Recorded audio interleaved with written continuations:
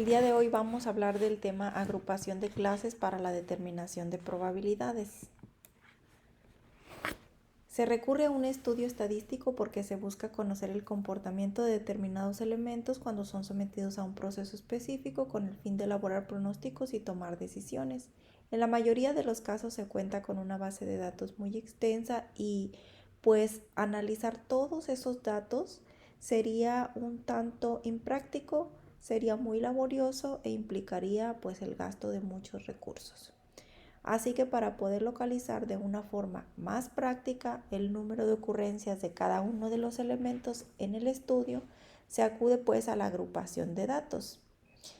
La agrupación de datos pues implica agrupar precisamente esos valores de los datos individuales que se estuvieron obteniendo en la recolección de los datos, y esta puede ser en un elemento gráfico donde los podemos estar ya visualizando, pero existen otras maneras en que los podemos estar agrupando, por ejemplo, la agrupación mediante clases.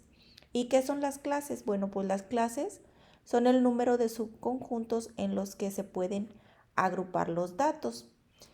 Cada clase registra un tipo de dato y la frecuencia con la que se presentaron durante el experimento. Es decir, si yo tengo todo un conjunto de datos, ese conjunto lo puedo subdividir en grupos.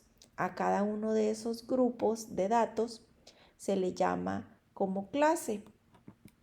Ahora bien, las clases tienen algunas características y estas son que se pueden nombrar con una letra, un número o un carácter que distinga a cada uno de esos subconjuntos que se están formando. Así podemos entonces obtener en cada clase pues el intervalo que le corresponde, ¿verdad? Es decir, todos esos datos que van a entrar dentro de esa clase. El intervalo de clase es pues el grupo de elementos que conforman a esa clase. Para ello existen pues los límites de cada clase, es decir, desde dónde empieza el primer elemento en esa clase, en cada clase, hasta el último, ¿verdad? Entonces, estos límites de clase determinarán el rango en el que están contenidos esos datos. Así, pues entonces habrá un límite inferior que corresponderá al dato menor o al valor más pequeño, y un límite superior que corresponderá al dato de mayor valor. El rango va a ser la diferencia que exista entre los límites de clase, ¿sí? Y el rango lo podemos calcular haciendo la resta, es decir, el valor mayor se lo podemos restar al valor menor, es decir, el límite superior se lo restamos al límite inferior para entonces obtener lo que es el rango.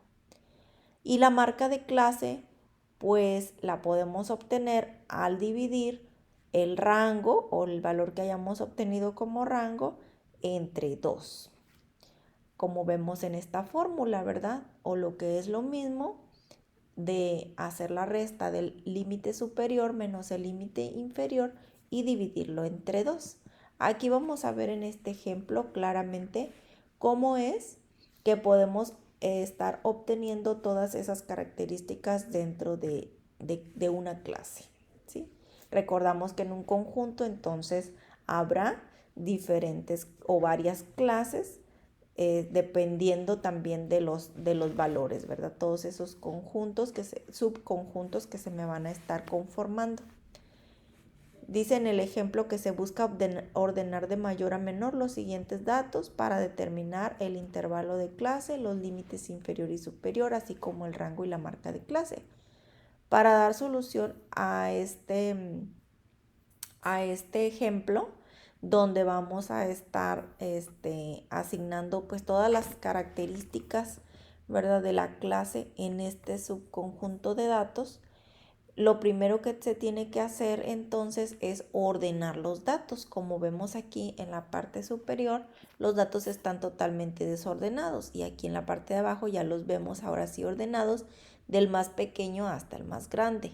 Una vez que ya los tenemos ordenados, podemos entonces obtener lo que es el intervalo de clase, que dijimos que pues vamos a tomar en cuenta el valor más pequeño, desde el valor más pequeño hasta el valor o el dato más grande, ¿sí? ¿Cómo lo vamos a representar este intervalo de clase? Pues vamos a escribir entre corchetes el valor o el dato más pequeño seguido de una coma para finalizar con el dato más grande o de mayor valor y cerramos corchetes.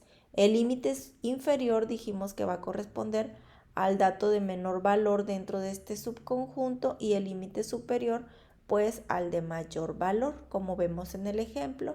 El límite inferior entonces sería el 20 y el límite superior será 65. El rango lo vamos a obtener cuando hagamos la resta del límite superior menos el límite inferior. En este caso serían 65 menos 20 y nos da 45, que ese va a ser nuestro rango.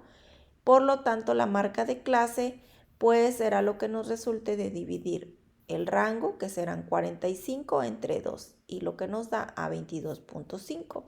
Y con eso pues ya tenemos todas las características de este subgrupo o de esta clase. Y con esto concluimos con la explicación. Posteriormente en clase vamos a estar viendo algunos otros ejemplos. Gracias.